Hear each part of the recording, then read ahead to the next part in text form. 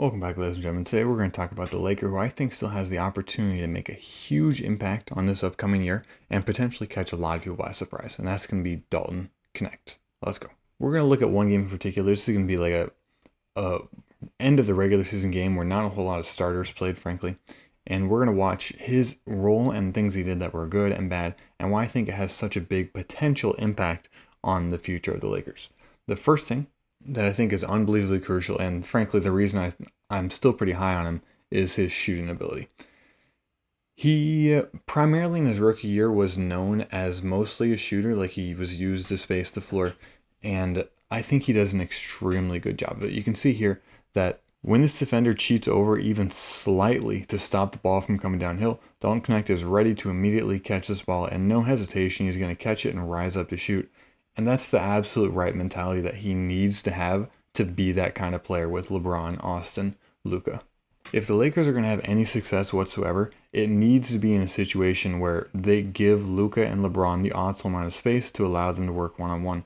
And having a player that can shoot like this, if there's any hesitation or the defender doesn't quite close out correctly, that gives them, Luka and LeBron, your best players, so much more space to work with. And this past year, Dalton shot about 38%, which is about what he shot in college as well his senior year, and I think his junior year as well. And so I anticipate that continuing because he doesn't just shoot just easy shots always. It's never just catch and shoot. It's also shots that are contested or off the dribble. Like these are shots that are going to hurt your percentage, so the fact that he's willing to take them, I think is an extremely good sign, and it's even better sign the fact that he can hit them with a good percentage. And this past year, he shot about 4.4 attempts per game was what I've seen. And so that's not crazy high, but it's definitely not a low statistic, and I anticipate that rising going into his second season. But for me, the thing that's even more important than him shooting well is having the defense know that he can shoot well. So you have to have a certain amount of volume, you have to have a certain percentage for the defense to actually respect you as a shooter. And I think this play highlights, the Steph Curry effect essentially, is the gravity that brings a shooter with you. So first off, we can see this defender guarding him very closely, but he's going to run over here and there's going to be like a ball screen or something. But this player is going to slip and both defenders are going to go with Dalton Knecht. So right here, he's worried about Dalton here. This defender has also just seen Dalton make a 3 or 2 threes or shoot a bunch of threes, whatever.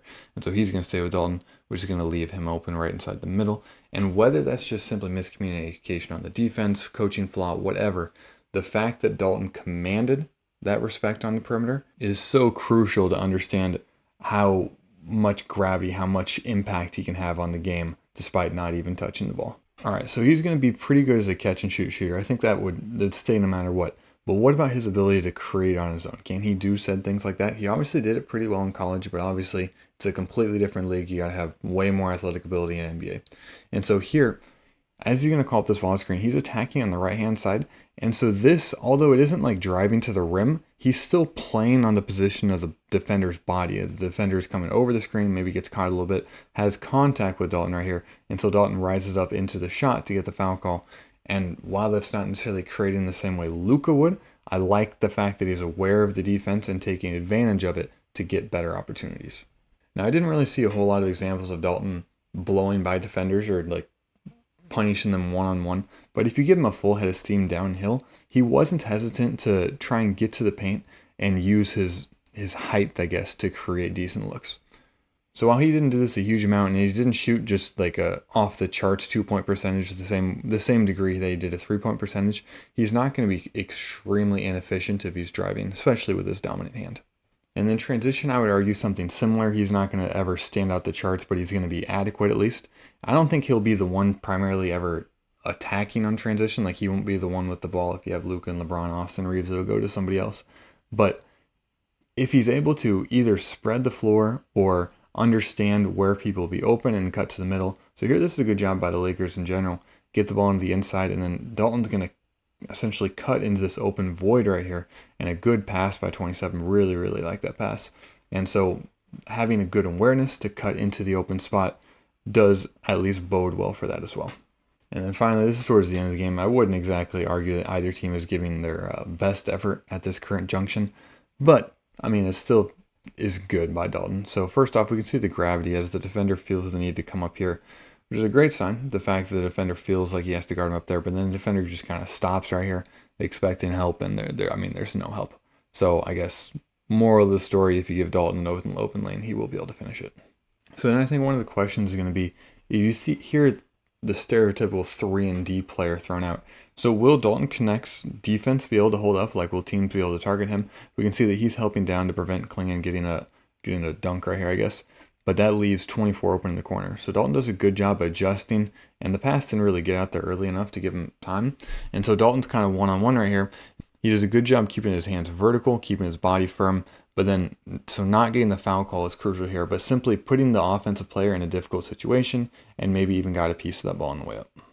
But again, Dalton's never going to be a standout defender. He's never going to be a rim protector or lock down a best defender or anything like that. But I do think he can be adequate here. He's doing a good job staying with the point guard. They switch in on defense. He stays with this driver coming downhill. And so one of the big things that I really like, and I try and talk about pretty often, is the jump second philosophy. As a defender, you should never leave your feet first. But so here, he probably is beat to the inside, frankly, if the offensive player would have kept going that way, but he didn't. So Dalton stays down, doesn't leave his feet, and ultimately, I believe it leads to a timeout or a travel or something like that. Whatever, Dalton did a good job on defense there.